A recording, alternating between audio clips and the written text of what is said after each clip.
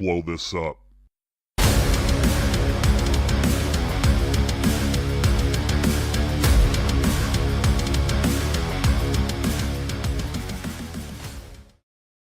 Look alive, Bomb Squad. We are back for another installment of Let's Blow This Up Live. I am your host, Jason Sircone.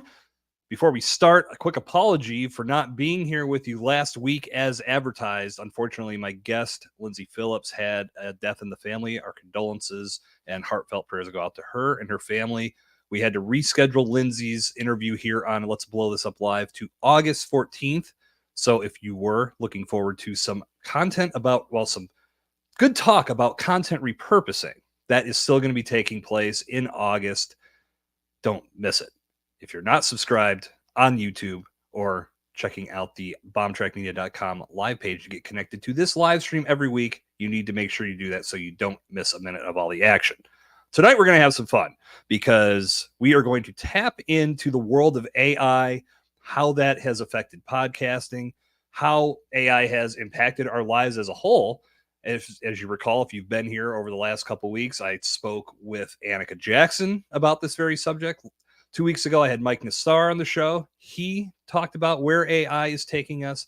And tonight, we have a guy that has leaned into this as probably about as strongly as anybody I know for podcasting and AI. I'm going to bring him on stage right now to share his worldly wisdom on AI in the podcasting world. I am joined this evening by none other than Mr. Nick Nalbach. What's up, Nick? Hey, what's up, Jason? Excited Not to be too here. much. I'm glad to have you here, man. I got to ask because I always seem to screw this up. Is it Nalbach or Nalbach? Nalbach? Yeah. So I did say it right. Yeah, you got it right. I was waiting for it because usually it's always hit or miss on whether someone gets it right or not. Well, I only ask because I've got one of those names too. And back in the day of telemarketers, they had a field day with my last name. And very rarely was it ever pronounced right. So that's pretty much my whole life growing up. Yeah, so we are brothers in hard to pronounce last names. I'm glad that we're able to clear the air and get started on a strong note here tonight. So welcome to the show, my friend. It's glad to have you. I'm glad to have you here. Finally, I feel like it's probably something that's a little bit long overdue. I know we haven't done a podcast together in several years.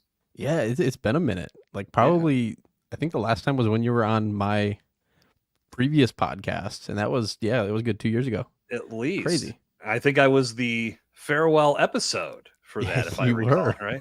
I mean, after me, how are you possibly going to raise the bar any higher? That is what happened. I was like, dang it, I can't I have nowhere to go from here. I highly encourage anybody to go check that out. You'll learn. There's plenty more good places for Nick to go, and that's where he's going because tackling this world of AI, we're going to dive into this a lot tonight.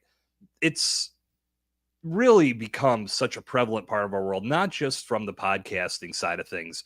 And that's why I'm glad to have you here, man, because other than obviously getting a chance to reconnect and have a great conversation with you, I know you've really grabbed hold of this and tried to discover how AI can impact your podcast, my podcast, our lives as a whole. There's so much to unpack. So no way we're going to get to all of it in an hour tonight.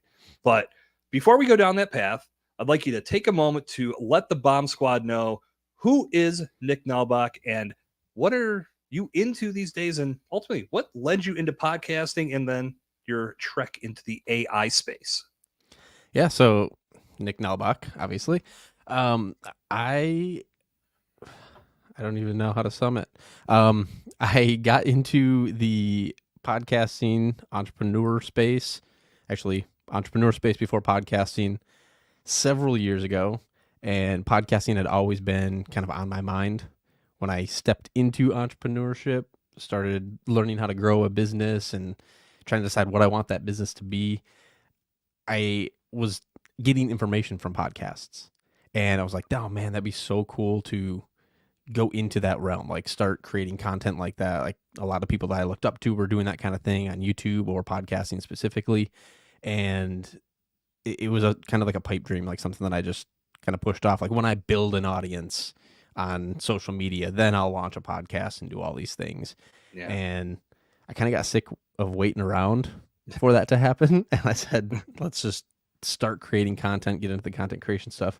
So I launched my podcast back in 2020 which was the 9 to 5 podcast. And I interviewed entrepreneurs, people who had left their 9 to 5 jobs and created their own businesses, because I was really fascinated by that. Before I stepped into the space, I didn't really know that was a possibility. And it wasn't until I started finding podcasts and books talking about people doing that very thing. And it was like, oh, well, that's pretty awesome. And I just figured if I was feeling that way, if I thought that there was no other option for me, that other people felt that way as well. So that was kind of the reason for doing the show in the first place, was say, hey, you don't have to be stuck in that 9 to 5 if you don't want to. People are going out there every day building something of their own and building the lives that they want to have. And then from there, podcast to video to now we fast forward into AI, which is completely blowing everything up. No pun intended to the show. Well played. Yeah, right. Thank you.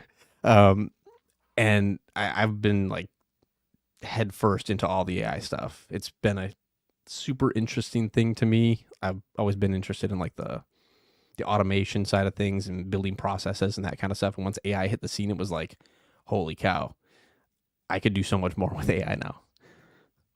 Well, our first question of the evening comes in.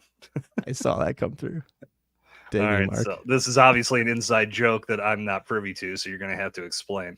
Yeah, so Mark, who is the co-founder with me of NextGen Podcaster, where we help entrepreneurs or podcasters and content creators leverage AI for their creation.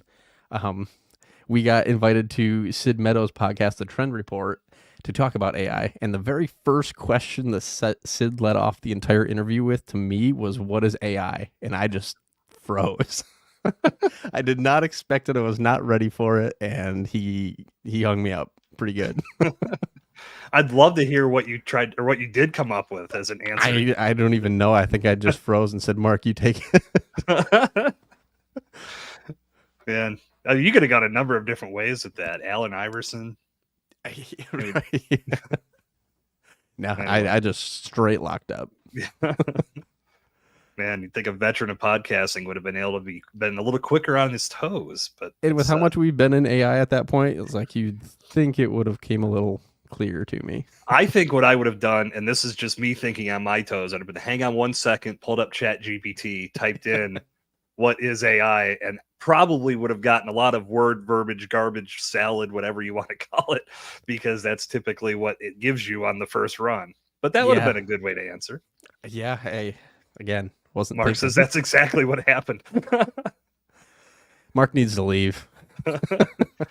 Well, I'm sorry. Mark said he was glad this was tonight, because if it was tomorrow, he was going to have to choose between hanging out with us or going to see the Deadpool and Wolverine movie. Oh. And I was going to just pull a total dick move and reschedule this to that night to make him choose and then see which one of us he liked better. 2 of us for Deadpool and Wolverine, or you and I could have come in costume, which would have been kind of fun to do Deadpool and Wolverine as we roll up this show. Yeah, we should have thought this out a little better. I know we did kind of drop the ball on that one, but nevertheless, now we know, at least I'm not going to put you on the spot that way, but let's talk a little bit about the overall effect that you've seen AI have. Let's go with everything first. Let's cast a very wide net. We've seen so many people get frightened by AI and feel like AI is going to take their job or ruin their life or whatever. There's a number. I mean, I think when you really think about this, when people started seeing it come into fruition, it was a lot like what you saw in Terminator. And I think people really feel that's where we're headed. And like Perplexity is going to come to life and step on our skulls while we're sleeping. Not the case. But nevertheless, AI has had a tremendous impact on our lives. And it's done a lot to make things easier, at least in execution, maybe more complicated in just full understanding and how we can utilize it responsibly and effectively in our worlds. You've, as you said, you've really dove into this full bore. So tell me and tell the Bomb Squad what really attracted you to AI when it was first starting to become a thing, and ultimately, why did you feel like it was time to go all in and really start to utilize it to the fullest extent? Yeah, so I think I was first introduced to like some kind of AI tool several years prior to ChatGPT like really hitting the scene. And I know there were different ChatGPT models that existed, or not ChatGPT, but AI models previous to the one that we were all thrown into the mix of. And they were cool because it was like you had different prompts where it would generate maybe an email subject line or something like that, where you put in the type of email that you want to write, it would create the subject line. And they were never really good, but it was kind of neat to see that all happen. Mhm. So I've been playing with different tools like that, picking them up off of AppSumo and all these different places. And again, they just weren't very great. And then when ChatGPT dropped, and it was like, holy cow, like you're having a conversation, it makes sense, it's coherent, you can follow up with it and ask questions and clarify with it. And it was just mind blowing. Yeah. And I was actually talking with Mark, like we were sharing this back and forth to each other, like, oh my gosh, you have to check this out. Like, this is so cool. And we immediately started thinking of ways that podcasters could start using this. So we're like, Yeah. oh, podcasters hate writing titles, or they don't fully understand like how to get a good title for their podcast, or no one likes writing their show notes for their episodes. Like, we could just tell AI to write our show notes for us. And it was like all these ideas started coming. And because it was so new, we're like, this is a huge opportunity. If we can start using it, learning how to use it, and showing others how to use it, like that birthed NextGen Podcaster, because we just jumped right on. And I mean, for weeks, probably months, it was just me and Mark back and forth texting each other like, oh, you have to check this out. Oh, you have to check this out. Like, this is so cool. So that was like the first introduction, I guess, into when we really dove into what was now AI. How has NextGen Podcaster evolved since you made that first discovery with ChatGPT, and now all of the tools that are coming along that are changing the face of podcasting and really how we produce these shows? What have you guys done to stay up to date with everything that's been happening? In the beginning, I would say it was a lot easier because no one really understood the potential. Like we had ChatGPT, and then another tool would come out, and then another tool, and then it just like rapidly started progressing. So I felt like for a while we were on top of them, and we were finding out about them as they were being released, and then it just got too ridiculous where it's like you can't keep up. There's so many for anything. Like everything. And then it was just us kind of exploring what AI tools do we think would be the most beneficial for podcasters specifically, and just kind of like what tools did we end up liking out of all the different beta trial tests and things like that were coming out. Now I can't keep up. Like, I drive myself. I know a lot of people talk about how do you keep up with all the AI tools when there's so many coming out, and you just can't now. It's impossible. There's new tools being released every single day, and you just kind of have to find something you like and stick with it until it doesn't work for you anymore, and then go look for something else. But yeah. It's impossible. I think that logic applies to a lot of things. I think it comes down to bandwidth. And like you said, Nick, you can't keep up with all this stuff because you're going to spend all your time just trying to keep up with it. It's the same way with social media platforms. There's something new. There's something out there that it may not be as rapid in regards to new platforms dropping like AI programs are. But at the same time, you only have so much bandwidth. You only have so much time in your day. If you're trying to be present on every single one of those platforms, by definition, you're going to be spread so thin that none of those platforms are going to be getting the best of you. So therefore, it makes more sense to focus on where your tribe is, where your people are, and where you can have the most impact. I feel finding the right AI tools to utilize for your podcasts and for all of your other business operations, that's where it makes most sense to put your attention, because if you try to go everywhere, you're going to get nowhere. And I think the tricky thing, like I agree, social media is definitely the same way in that aspect.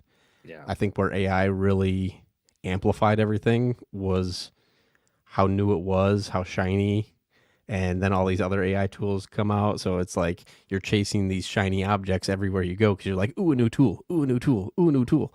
And I mean, really, some of the tools like ChatGPT is one that I keep going back to time and time again. No matter how many tools come out, ChatGPT is one that I keep going back to. Perplexity is another one that I keep going back to, and it's because I've learned how to use those tools for what I need them for, and I don't really need anything else. It serves the purpose it's meant to serve for me.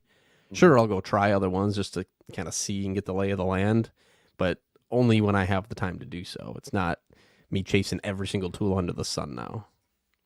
So you mentioned Chat GPT. Are there any other big ones, and Perplexity could be in this list as well, that you really lean into on a daily basis? And I want to get to something. I know as I teased this show and put out the initial release date of when we were going live, I talked about how you are creating a fully AI generated podcast. And as I put as a disclaimer, not to fool anybody, not to see if you can get one over on people as this is AI, ha ha ha. No, this is seeing what these tools can put together, and your discoveries and findings in doing this are freaking nuts, man. I know you talked about this a lot in your presentation when we were at Empowered Podcasting. So I want to get into that a little bit more, but before we do, I'm sure a lot of the tools that you're going to mention as I ask you this question are what you're using for this AI generated podcast, but where are you putting the most attention? What tools are you putting the most attention on, I should say, to build your podcast content, and then ultimately how you're showing others to use or to build their podcast content with AI tools as well? So initially when I launched the AI briefing, it was all ChatGPT. And it wasn't necessarily ChatGPT as a lot of people know it. There's like the backend API version of ChatGPT. That's where the developers like create all the different apps that are like, oh, plug in your topic and then I'll spit out a bunch of titles for you. Yeah. So it uses the backend, which sounds really complicated, and it's not complicated at all. So I started there, and then I wanted a little bit more of a broad approach to the topics that I was discussing on the show. And that's why I went to Perplexity. And Perplexity is what actually generates all of the scripts for the AI briefing. So I can put a topic in there, and it's going to do research on that topic from multiple different sources and then give me a kind of just a well-rounded answer or well-rounded script for that story or headline, versus me just going and finding one article about one topic and then building a script on that one person's viewpoint on that topic. I wanted like everyone's viewpoints on a specific topic so that the episode had a little bit more substance and not just a single opinion. Right. But I mean, those are the two, as far as like creating the content itself. Those are the two big ones, right? Just it still blows my mind that that you think of, and I try to compare this to what I did when I was in school. All the work you would do to gather resources and put information together so you could turn in a 5-page paper that needed to have X amount of resources cited, all the legwork. You could literally do that at the push of a button. I mean, I'm one step away from yelling at a cloud right now because I feel like the old man in the room that can't believe that this is where we're at. But it really is crazy how far it's come, and we're still at the beginning part. I think that's really the most crazy part about all of this. We still have so far to go, and there's so much more evolution that's going to take place in this space. To see that you're able to assemble that type of content that quickly, it's amazing. It is. It's wild. And I mean, I think we're only going to see it accelerate on the advancements of this technology. I mean, like I can't remember exactly what the curve is called, but like basically as technology improves, the level of improvement that technology takes goes like the vertical. Hockey stick curve. Yeah, it's crazy. And I've seen a bunch of studies on that, specifically in technology, and AI is, I feel like, another level of technology that people didn't really fathom when they first came up with that initial idea of the hockey stick curve. Right. So now with AI being able to bring intelligence into it, I think we're going to see some crazy stuff just even over the next 5 years here. Yeah, I'm with you there. I can't remember if you were in the podcasting morning chat or not on this one, but Mark, who's here with us this evening, dropped in comments. And please, everybody else out in the Bomb Squad watching, if you have questions for Nick or comments about AI, anything that you'd like us to discuss here on the show, please drop it in the comments, and I'll make sure that Nick and I cover it here on the show. But Mark shared, absolutely. Nothing's off kilter or off the radar. I don't even know what I'm saying. Nothing's off limits. That's the term I was looking for. See, live environments, sometimes you can't come up with the words on the spot.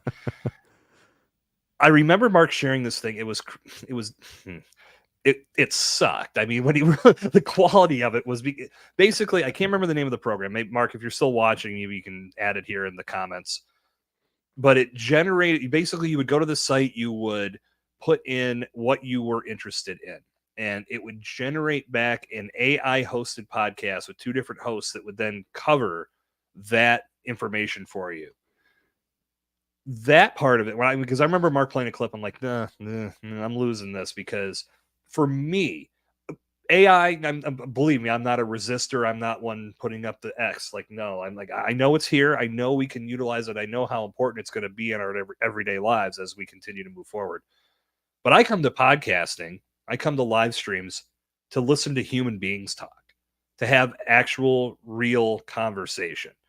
And that's where I think a lot of people might be getting thrown off by what AI is bringing to the table, because the more you remove that human interaction and start interjecting AI driven content, it devalues that human touch to a degree.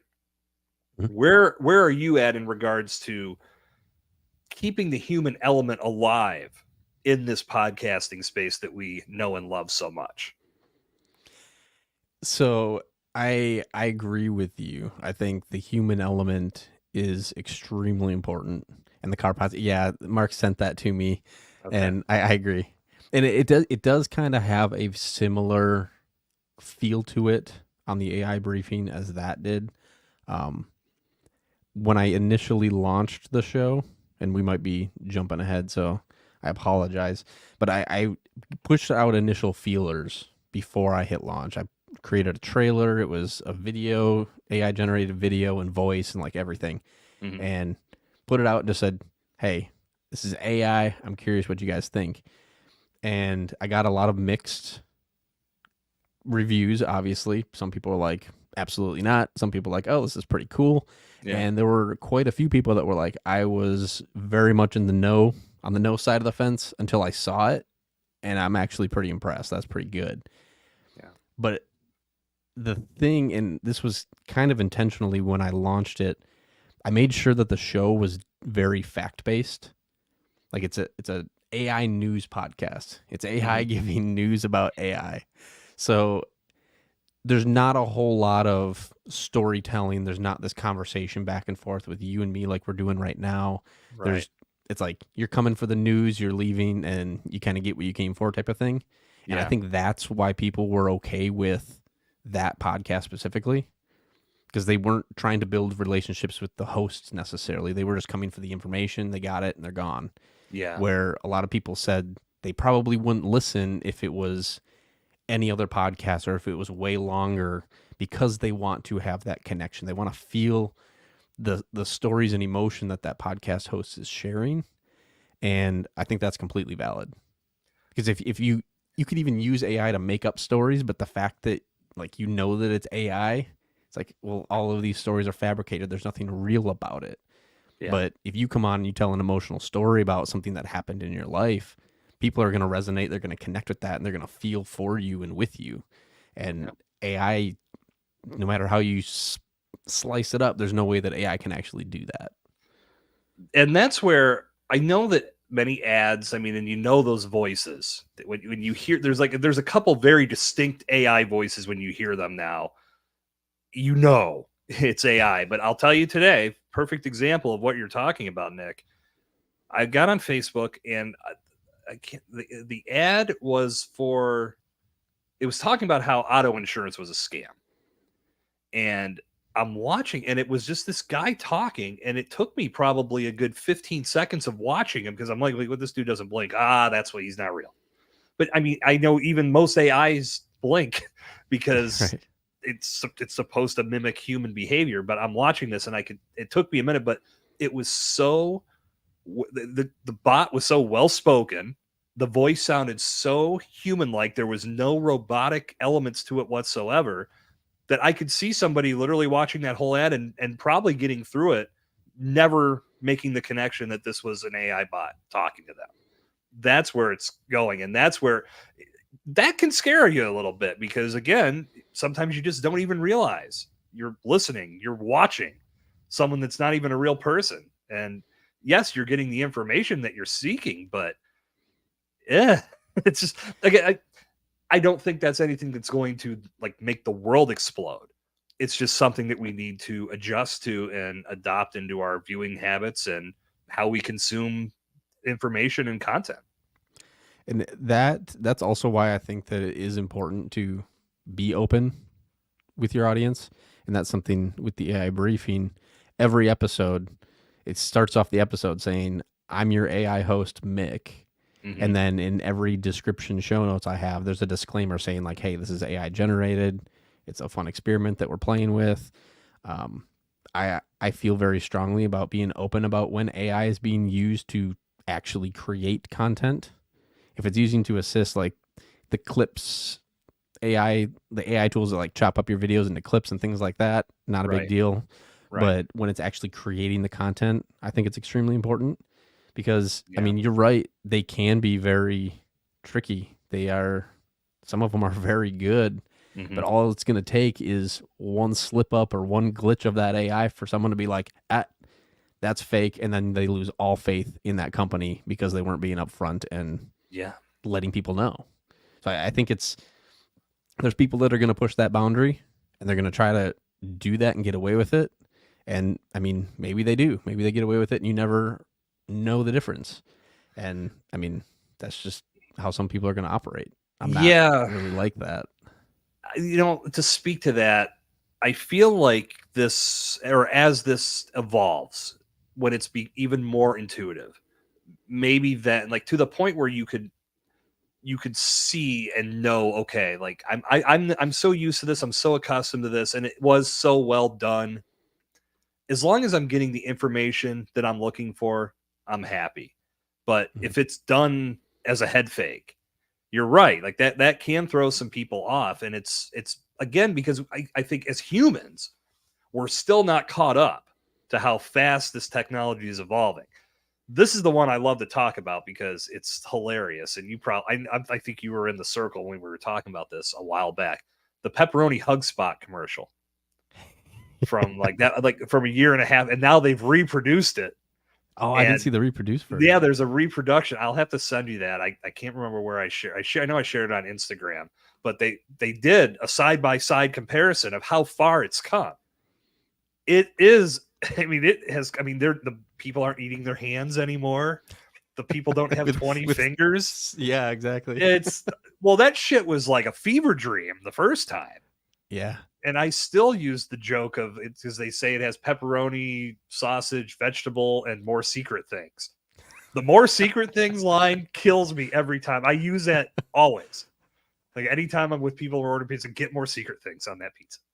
It's the stupidest line, but the point I'm driving at is that commercial, you could even in that, because it was so bad.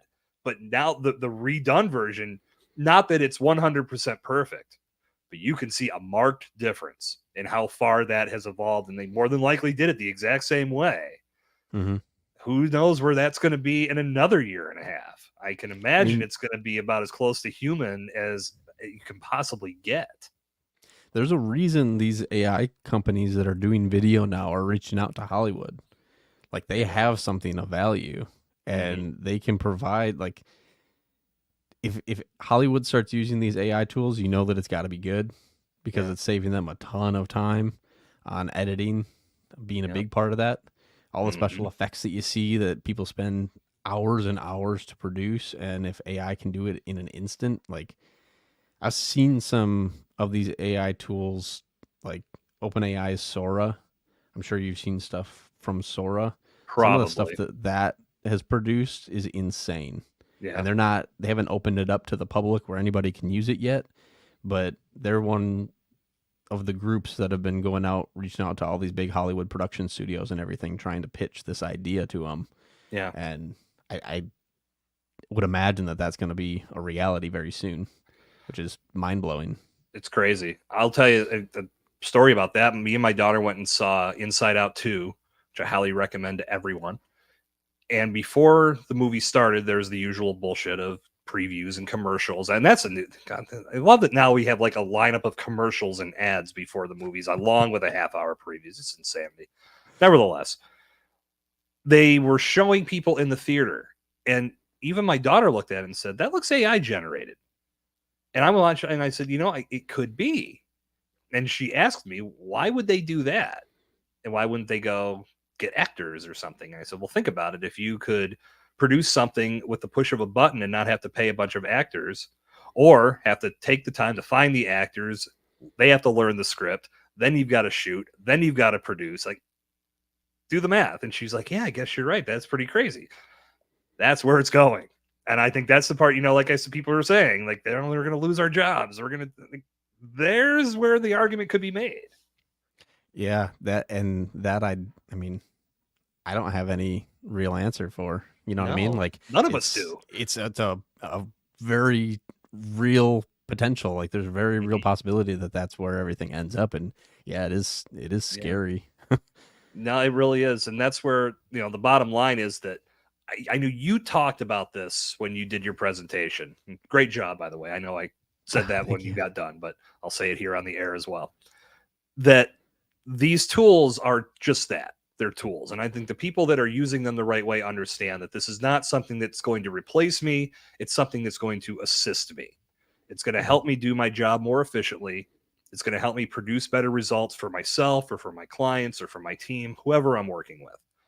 And that's where, even as we think about what we just spoke about, to where an AI generated movie theater setting could be completely done through a computer with no actors, no real people. But where we are right now, what I feel is the most important thing for everybody to realize is that, for one, I mean, the obvious part of this is it's not going away. It's only going to continue to evolve. But I think it's the right time, and yesterday was the right time, for people to understand that they need to get some basic knowledge of this. Not saying you dive full in like Nick has, but Bomb Squad, if you're listening to anything from this episode right now, don't resist. Find ways that you can utilize it. Get basic knowledge of how this can help you, how it can make your life a little bit easier, and understand that it's just going to keep getting more intuitive from here. That's my message to anybody on this AI subject now. I know at the very beginning, I remember looking at it a little confused, a little overwhelmed, wondering, what do we have in our hands here? And then I started tinkering with ChatGPT, and my biggest fear was that it would kill originality. Because if everybody's just using the same content regenerated with their own prompts and nothing new is getting put into the system, eventually all the content just eventually implodes upon itself because there's nothing new getting put into the funnel. But the fundamental thing that I told myself was, it's still going to take human beings to feed the machine. And if we as humans can understand how to do that in a more effective way, I think it's going to make AI better for all of us, because it's here and it's not going away. So, Nick, please add your thoughts on that. And again, I know you talked about this to some degree with your presentation. So if you're going to rip from that, please feel free. Absolutely. I mean, we probably got some people in the audience watching that were there, so this will be a repeat for them. But overall. Well, I mean, I think first off, the idea of like just all content being AI generated, I think is not a great way to approach it. I mean, you mentioned it right at the beginning. AI can only get you so far in that content creation process. And we talked about the human element having to be a part of the content creation. Right. Why aren't people going to listen to a fully AI generated podcast? Because they can't connect with the human on the other end of it, because there is no human. Exactly. So if you're just constantly spitting out AI generated content, it's going to feel robotic. It's not going to feel genuine. And that is where I think there are going to be people that take advantage. There are already people taking advantage of it in that aspect. And what's going to happen is it's going to be more important than ever for the genuine creators that want to make it. Yes, utilize those tools to get you 80, 90% of the way there, but then to get you ahead of everyone else who's just turning out content because AI just keeps pumping it out for them. If you can inject yourself and inject your opinions and your thoughts and your experiences into that content that AI has already started for you, your content is going to stand out way above all this other AI generated crap. Bingo. So that's where, like, yes, people are going to abuse it. And yes, you should still use it. Just don't abuse it. Think like a creator. How can you use it to your advantage to save you time, allow you to create more content, allow you to spend more time creating better content? And yeah, I mean, like you said, information, how you use it is important. Understanding the ins and outs of the stuff because it's not going away, but then taking what it gives you and evolving it from there. Give it the Jason spin that people are going to come to your content for.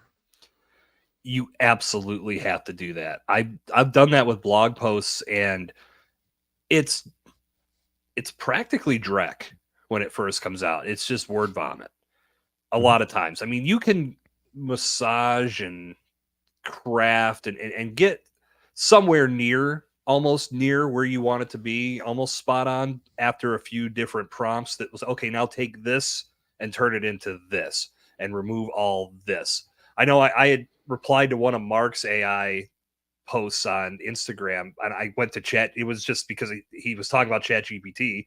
I went to ChatGPT. I said, please produce a 5-sentence response about AI words and use the biggest words you could possibly come up with. And it was absolutely ridiculous and spot on. Exactly what I wanted. And I posted that, and we all got a good laugh out of it. But yeah, if you're not adding your own touch to things, oh boy, I feel for you, because that is getting easier and easier to get picked out of a crowd now. Mm-hmm. You read something that's AI generated, you're almost half a sentence in, a person didn't write this. A person prompted AI to write this and didn't do anything with it. And yeah, that's going to make your brand. That's a bad look. And I know I had read a very good, I'm going to have to see if I can find this, because if I can, I'm going to post it in the show notes. It was a tremendous commentary by a copywriter who wrote about a company firing their entire creative staff because they felt they could just lean into ChatGPT and let that do all the work. And how quickly they learned what a mistake they made because they let all these creative minds go, not enabling them or empowering them to use that resource for their writing purposes, but said, we don't need you anymore. We just have this machine. Whew, big mistake. If I can find that article, I'll post it. But yeah, to speak to Nick's point, if you're not putting your own spin on this and just using this as an igniter, as a catalyst to get your content off the ground, you're going to get exposed very fast, and ultimately what you're producing is not going to look good. And I mean, you figure AI, if you're using it and you're using it correctly, AI is going to take a lot of the heavy lifting off of your plate.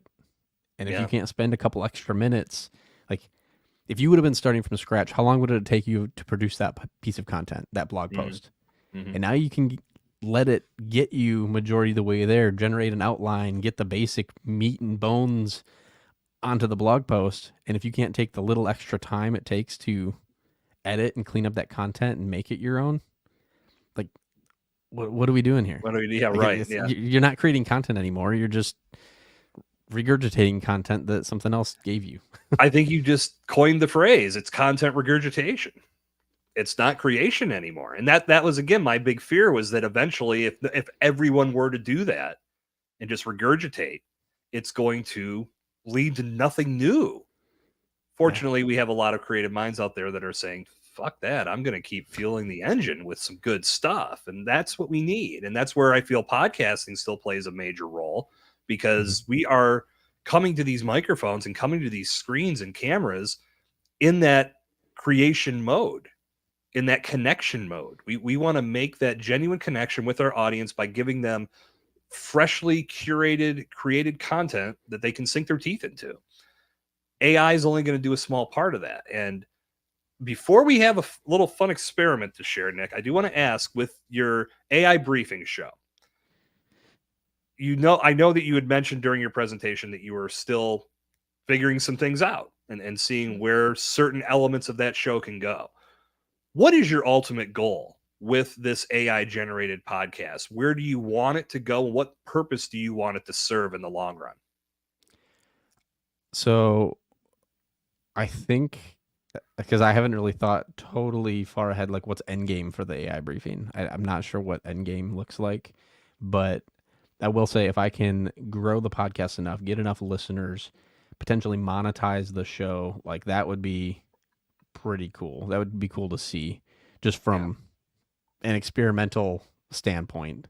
Again, a little scary because it's like I have a show that's just AI generated that can make money, and then there's people out there doing legitimate shows as human beings on their show and might not be monetizing. So I understand the irony and all that.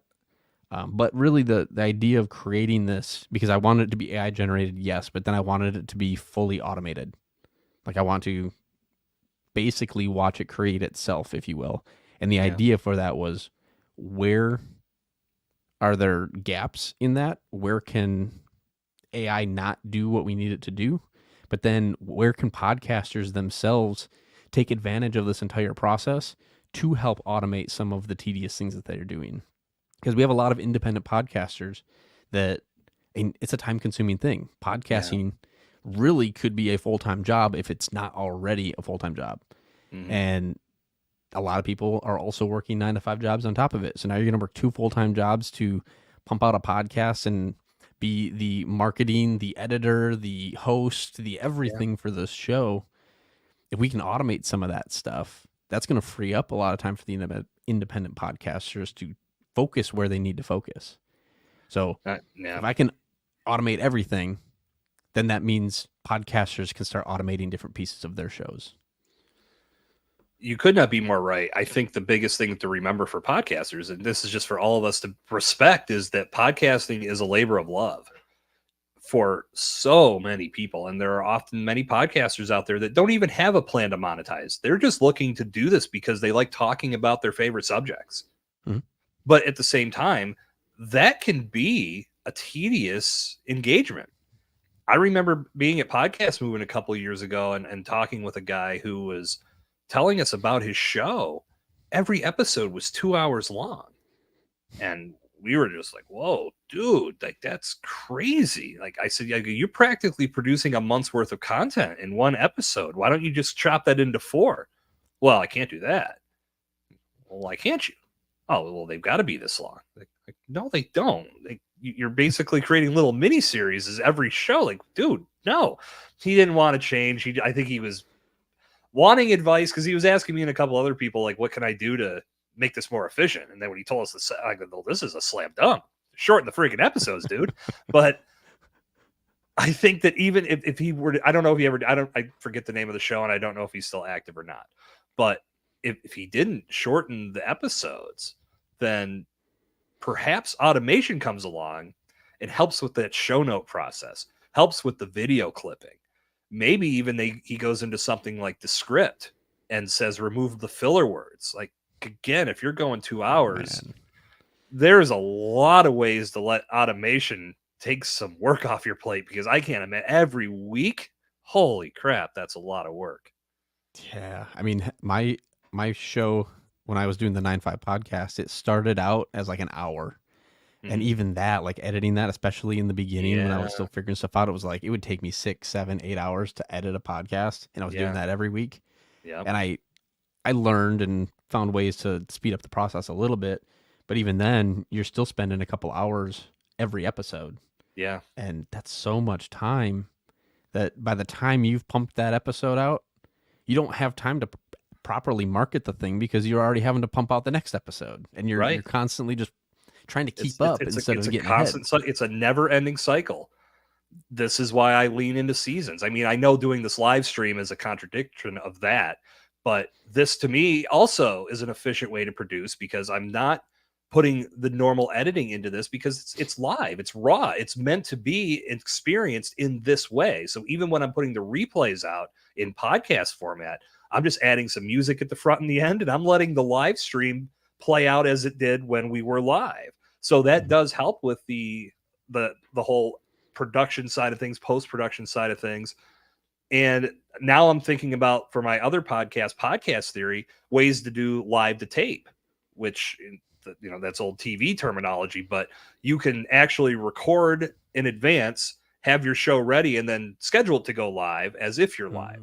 And, God bless StreamYard for putting that feature in place. I'm looking forward to seeing how that works, because now my episodes are shorter. So that was one way I was able to be efficient. But now I can prepare everything in advance, create it like it's a live stream, have it ready to go, and then I'm done. Versus always having to be in front of the computer for a live, like we're doing right now, type of stream. So there are many ways that you can lean into it and do it in an efficient way. I don't advise anybody to do a 2-hour podcast. That's craziness.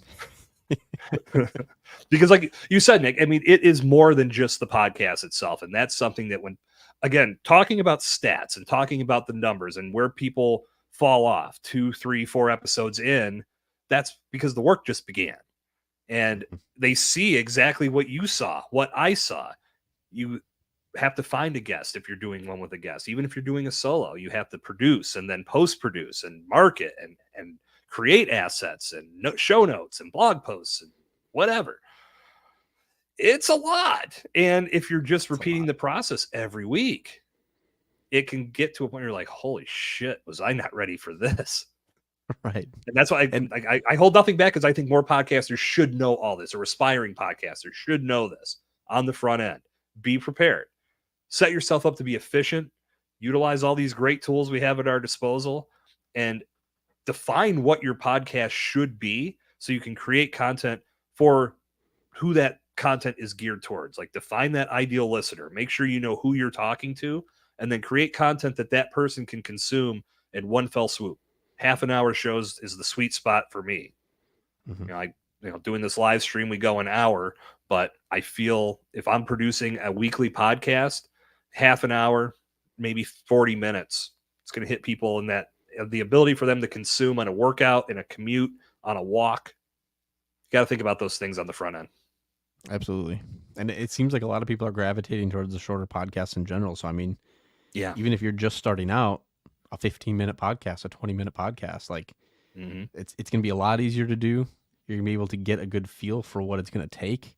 And it's not going to be as time consuming as trying to produce an hour long or 2-hour show. Yeah, no, I could never do it. I wouldn't last. I'd be a statistic. I could do it. I mean, I physically could do the act of it. I just wouldn't want to do all the work on the back end of it. Right. So, if I had a team in place that I'd want to torture, and hey, here you go, guys. Here's my Joe Rogan experiment. Yeah. Well, Nick, we're getting close to the end here, and I know you got something fun lined up for us, and I'm really looking forward to seeing how this unfolds. So, I know you texted me earlier. You said you had something you thought would be neat to bring to the show tonight.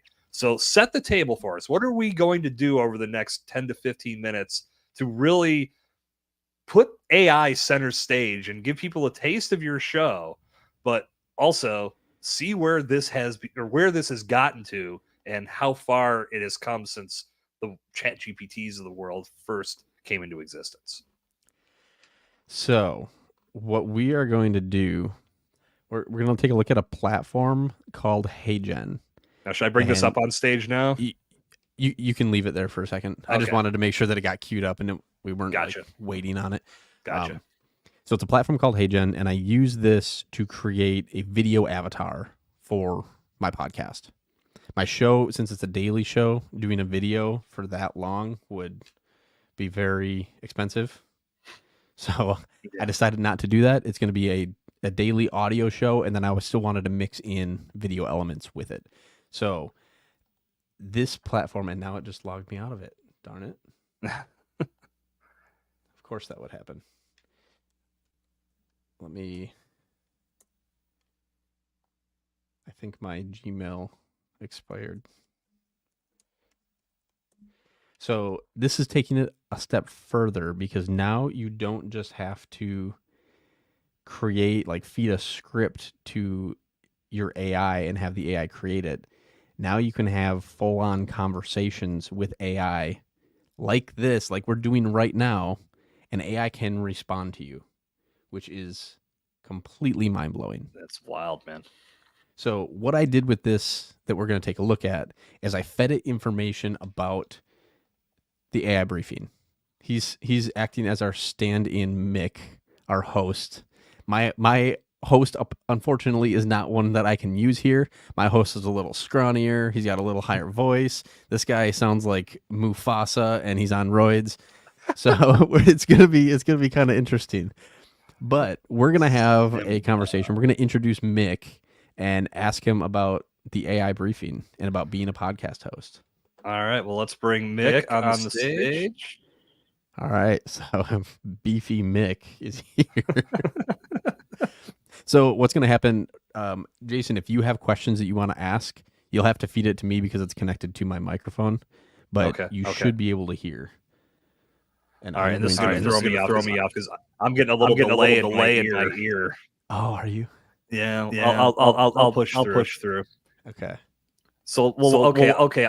Nick, I'm just you ask the first question to see how this goes and make sure, and then if I can jump in, I will because this delay is going to throw me off a little bit. Hey Mick, welcome to Bombtrack Media's Let's Blow This Up Live. How's it going? Hey there. It's great to be here on Let's Blow This Up, live with Bombtrack Media. I'm doing fantastic and excited to chat about AI and podcasting with you today. What is your role on the AI briefing, and why do you enjoy being the host of the podcast? As the host of the AI briefing, my role is to deliver concise, daily updates on the latest AI news from around the world. I absolutely love being the host because it allows me to keep people informed about the rapidly evolving AI landscape in just 5 minutes a day. It's incredibly rewarding to help make complex AI topics accessible and exciting for our listeners. Wow. Tell me, how do you feel about AI in the podcasting landscape? Is it a good thing for podcasters? Is it a bad thing for podcasters? And how can podcasters actually use AI to benefit their shows? I believe AI is a game changer in the podcasting landscape, offering both opportunities and challenges. For podcasters, AI can be a powerful tool to enhance production quality, streamline workflows, and create more engaging content. Podcasters can leverage AI for tasks like audio editing, content research, and even generating show notes or transcripts, allowing them to focus more on creativity and connection with their audience.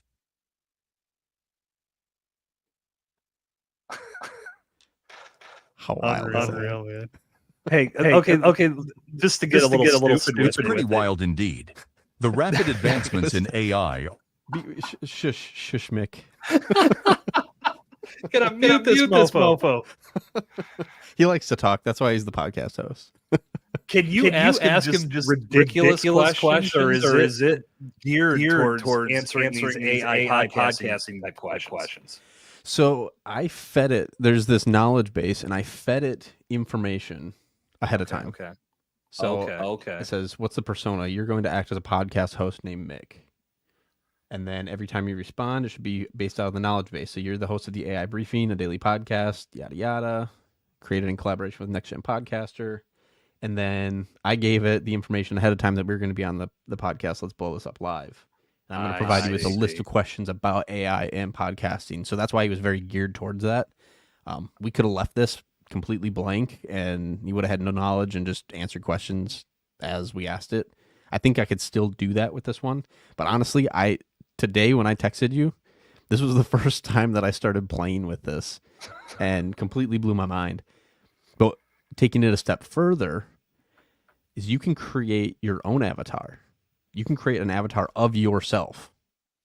And the way that they're kind of pitching this thing is you can be of service. You can be valuable to people, provide advice, content without actually even being there.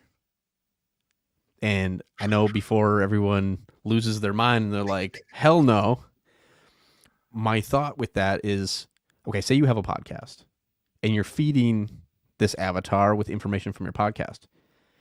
Jason's not going to leave his cell phone open for everybody to contact him and ask him all the million questions that they have.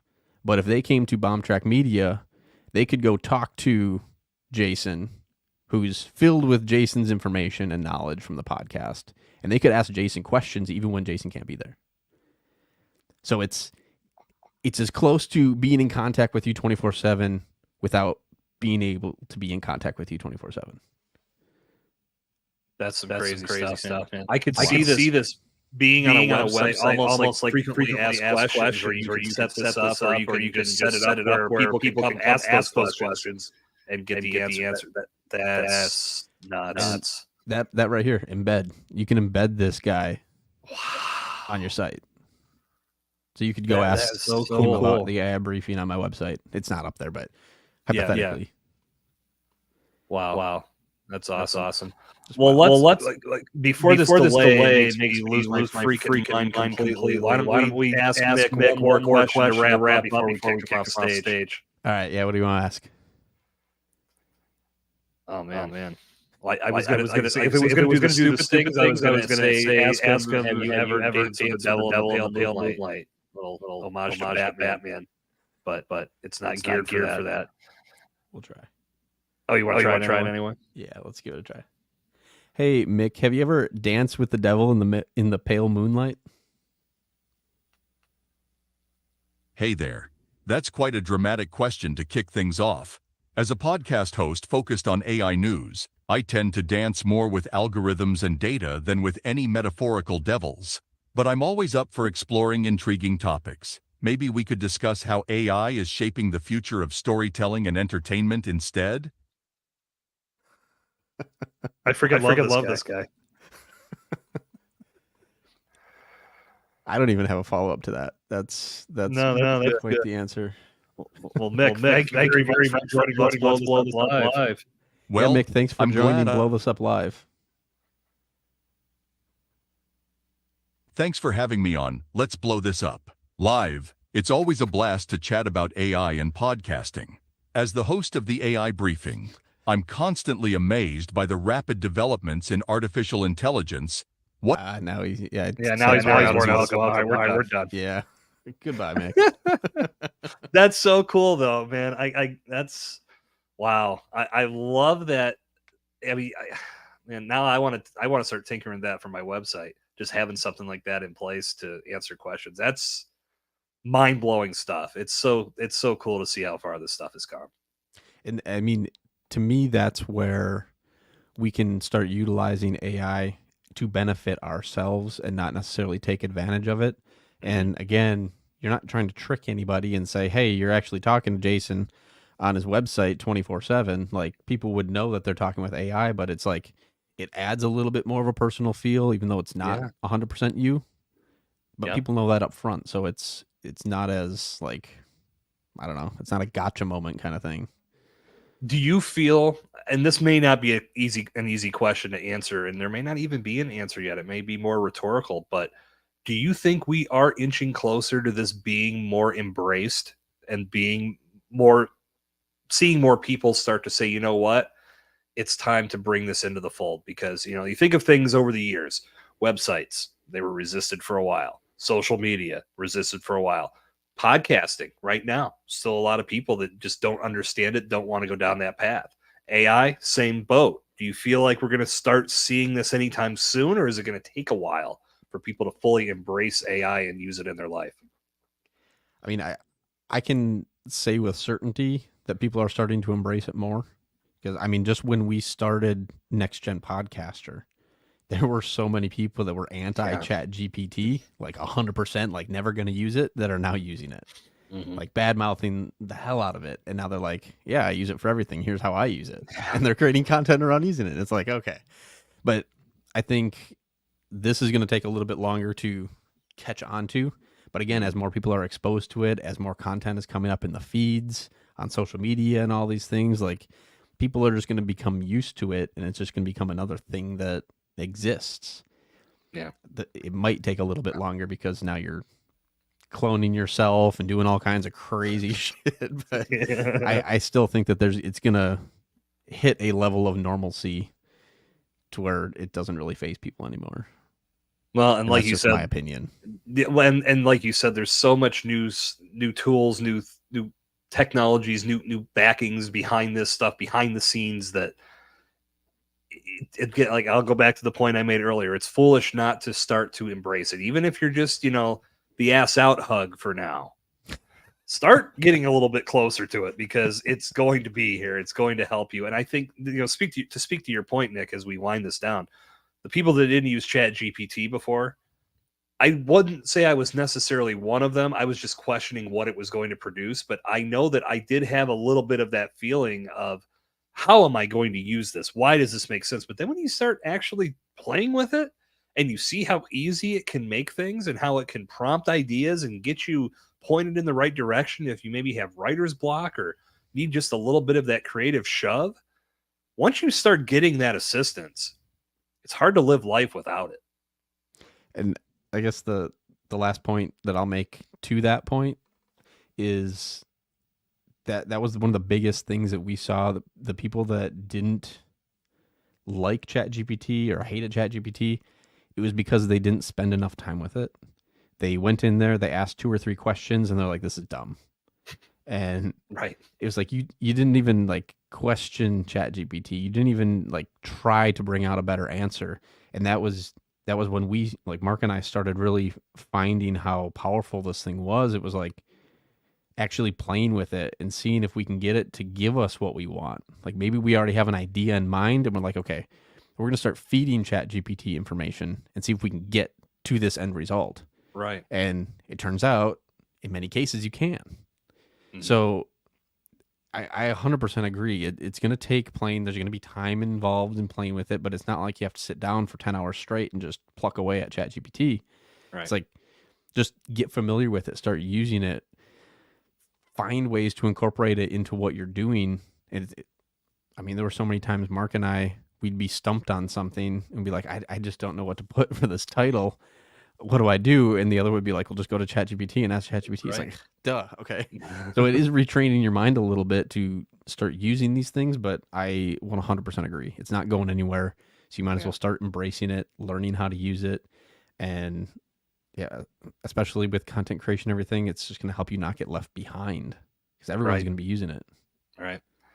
And I'll wrap up with this because I see a lot of comparisons and parallels. When Google first came out, we didn't necessarily know what we were supposed to type into that little bar to get to the information that we wanted. And as we trained our minds to say, okay, if we put in exactly what we're looking for, and then that, of course, led to all these keyword terms and phrases and how, even then the people that got on board with consulting and helping people, like I've heard of people called prompt engineers that are teaching people how to prompt. To me, it's just like, well, this is just teaching me how to put a search query into Google. Right. I'm glad you're able to monetize this. I hope everybody else catches up quick and realizes, duh. But that's where I see this. We're eventually going to get ourselves trained to where we're going to sit down. And I've done this. I've typed in paragraph long prompts, and I'm sure you've done the exact same thing, just to see what I get in response. And then I'll dial it back a little bit, or I'll add more to it just to see the types of responses that the engine's going to give back to me. So much there. And again, going to continue to get more and more intuitive. Get on board, folks. This is your sign. This is your message. Don't resist it. 100%. So, Nick, this is awesome, man. Thanks for bringing Mick to the show with you as well. And if members of the Bomb Squad want to connect with you, maybe take a listen or watch some of the AI briefings that you've put together, how can they make that connection? Yeah, so you can get in contact with me. I'm probably most reachable on Instagram at 95free. And it's all spelled out. All the numbers are spelled out because I'm an idiot. So NINEFIVEFREE. And then if you want to check out the AI briefing, it is actually on the NextGen Podcaster YouTube channel. We have a podcast right there on the channel, and those are daily episodes, 3 to 5 minutes max. So it's not going to take up much of your time if you want to check it out. But thanks for having me on, Jason. This was a blast. Anytime I get to come and talk AI is awesome. But then being able to obviously catch up with friends is always a bonus on top of it. I feel the same. And especially now that you know what AI is and you don't freeze when you get asked the question, makes this whole thing work even better. Well, I'm glad that I didn't put you too much on the spot tonight, Nick. Bomb Squad, thank you so much for being here with us tonight. As always, we are here every Wednesday at 8 o'clock p.m. Eastern Standard Time, YouTube, Facebook, and my personal LinkedIn page. Next week, Wednesday, July 31st, I will be joined by the one and only Karen Freeland. I love Karen. This is going to be an awesome conversation. She is a best-selling author. She's got two, I should take that back, not best-selling, but award-winning books, both of them. The first one of the best titles ever, The Ins and Outs of My Vagina, a penetrating memoir. And the second book is Grab Life by the Dreams. That's her most recent opus, and she's been doing some great things with that. So I'm excited to have Karen here on the show, and Bomb Squad, you're going to be excited to hear what she has to say. So join us next week, July 31st, here on Facebook, YouTube, and LinkedIn. Go to bombtrackmedia.com/live, and you can connect to the platform of your choice. Don't be a dick about this. Until we reconnect next week on Let's Blow This Up Live, I am your host, Jason Sircone, reminding you to stay explosive. We'll see you next week.